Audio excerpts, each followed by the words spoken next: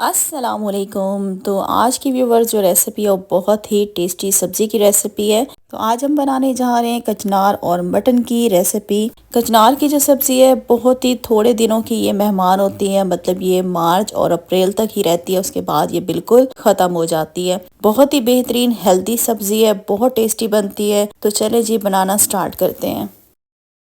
तो ये है जी कचनार की सब्ज़ी, कुछ इस तरह से होती है। ये देखें, इस तरह से कचनार की सब्ज़ी है। इसको हमने सबसे पहले जो है इसको हमने साफ़ करना है, क्योंकि इसके अंदर कुछ डंडियाँ होती हैं, कुछ फूल होते हैं, जिनको निकाल के हमने ज़ाया कर देना है। तो चले जी मैं आपको बताती हूँ कचनार को किस तरीके से साफ़ करना है। ये देखिए, कचनार के अंदर कुछ इस तरह से फ्लावर होते हैं, जिस तरीके से आपको नज़र आ रहे हैं। इनको निकाल के आपने जो है इनको ज़ाया कर देना है। उसके बाद इसके अंदर ये देखें, इस तरह की डंडियाँ होती हैं, ये भी हमने चुन लेनी है। इनको निकाल के हमने ज़ाया कर देनी है। सिर्फ हमने कचनार की जो कलियाँ होती हैं सिर्फ वही हमने पकानी होंगी। ये देखें, ये इस तरह की ये कलियां हैं कचनार की, इसको आपने चुन के अलग करते जाना है। बाकी जो इसके अंदर जो गंद है, मतलब जो फ्लावर है, फूल वगैरह हैं, डंडियां हैं, वो निकाल के हम ज़ाया कर देंगे। तो मैं क्या करती हूँ, ये सारी जो कचनार है इसके अंदर जो कलियां हैं उनको हम जल्दी से अलग कर लेते हैं, फिर मैं आपको बताती हूँ कि आगे क्या करना है।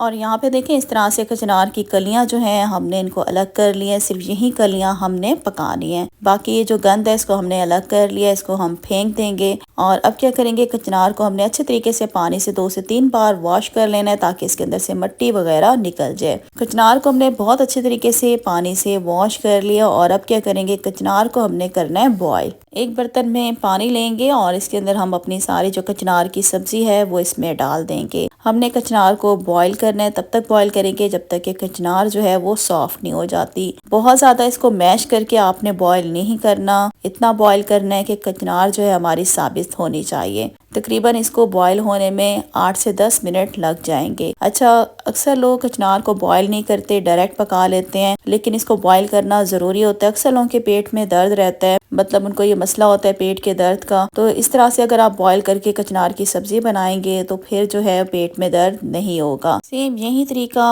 मैंने अपनी नानी और अपनी अम्मी से सीखा है। वो भी पहले कचनार को बॉईल करती थी और उसके बाद ही इसको पकाती थी। यहाँ पे देखिए, कचनार जो है हमारी गल चुकी है, मैं आपको तोड़ के दिखा रही हूँ। तो बस अब आपने क्या करना है, चूल्हा जो है वो बंद कर देंगे। और यहाँ पे हम क्या करेंगे, एक स्टेनर की मदद से सारी जो कचनार है वो इस पानी से हम निकाल लेंगे एक बाउल में।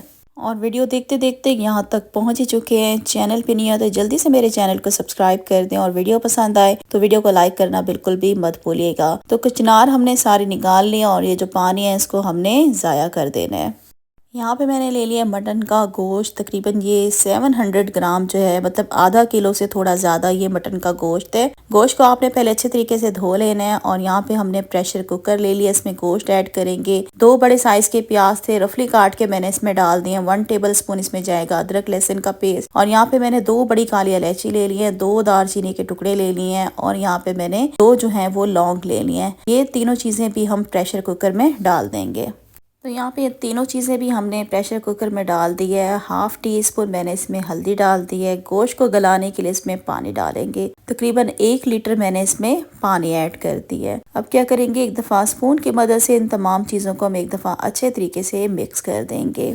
मिक्स अच्छे तरीके से करने के बाद हम क्या करेंगे, कुकर का ढक्कन जो है इसको हमने बंद कर देना है। साथ ही इसके अंदर जो है मैं इसके ऊपर सीटी भी लगा दूंगी। और हमने गोश्त को प्रेशर देना है तकरीबन 25 से 30 मिनट के लिए। तो यहाँ पे हम क्या करते हैं, गोश्त को प्रेशर देकर फिर दिखाती हूँ। और यहाँ पे तकरीबन 35 मिनट के बाद हमने जो है कुकर का ढक्कन खोल दिया था। तो यहाँ पे हम क्या करते हैं, गोश्त को चेक कर लेते हैं गोश्त गला है कि नहीं गला। तो यहाँ पे देखें, प्रॉपर तरीके से हमारा गोश्त जो है तकरीबन 35 मिनट में जो है वो गल गया है। और अब क्या करेंगे, इस गोश्त को मैं ट्रांसफ़र करूँगी एक और पतीली में, क्योंकि कुकर जो था वो बहुत ज़्यादा बड़ा था।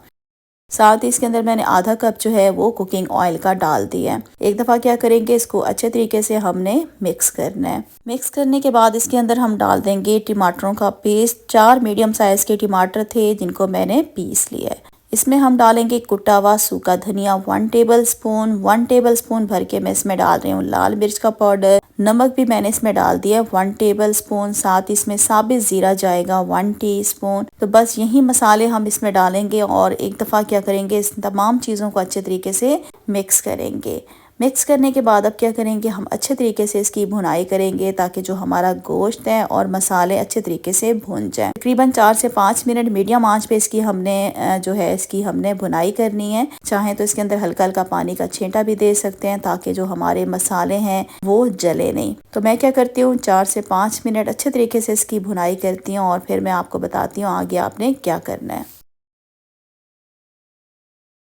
यहाँ पे देखें 4 से 5 मिनट हमने गोश्त और मसालों को अच्छे तरीके से भून लिया है। ऑयल जो है वो अलग हो चुका है। अब इसके अंदर हम कचनार की सब्जी डाल देंगे। कचनार को क्या करेंगे, हम अच्छे तरीके से एक दफ़ा मिक्स करेंगे मसालों में और इसके बाद व्यूवर्स अब हम क्या करेंगे, इसको 2 से 3 मिनट कचनार को हम भून लेंगे। 2 से 3 मिनट भुनाई के बाद इसके अंदर हम ऐड करेंगे दही, तकरीबन 1 कप इसमें हमने दही जो है इसको फेंट के डाल देनी है। 4 से 5 हरी मिर्ची ऐड कर देंगे। हरी मिर्चों के बीच में मैंने जो है हल्का सा छुरी से कट का निशान लगा लिया है। दही को क्या करेंगे, एक दफ़ा अच्छे तरीके से तमाम मसालों के अंदर हम इसको मिक्स करेंगे।